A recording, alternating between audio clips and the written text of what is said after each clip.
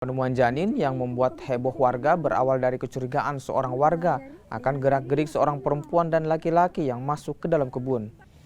Penasaran, warga akhirnya masuk dan menemukan tanah bekas galian. Setelah digali, ditemukan janin yang terbungkus kain dan dilaporkan ke pihak kepolisian setempat. Tim kesehatan dari Rumah Sakit Bayangkara Kendari yang tiba di lokasi langsung mengevakuasi janin untuk dilakukan otopsi. Kurang dari 24 jam, polisi akhirnya menangkap 4 tersangka, yang 2 diantaranya pasangan kekasih dan 2 lainnya pelaku yang membantu menguburkan janin. Polisi juga menyita sebuah skop dan obat yang diduga untuk menggugurkan janin. Untuk mempertanggungjawabkan perbuatannya, keempat tersangka kini mendekam di sel tahanan polisi dan terancam hukuman 15 tahun penjara.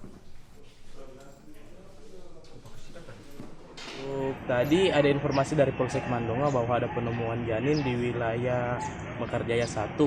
Akhirnya tim dari Dokpol Rumah Sakit Bayangkara mengirimkan satu tim untuk melakukan olah TKP di lapangan. Dan kondisi janinnya tadi ditemukan sudah ada kondisi terkubur tapi kurang dalam. Untuk sementara kita masih tunggu dari dokter forensik untuk pemeriksaan lebih lanjut. NY dengan AS itu yang membantu menguburkan janin. Nah, dan untuk YD dia yang menghamili NR. Dalam hal ini pacar NR? Ya, gitu. Karena menurut keterangan dari NR memang dia putus komunikasi pada saat dia tahu dirinya hamil. Kenapa putus komunikasi?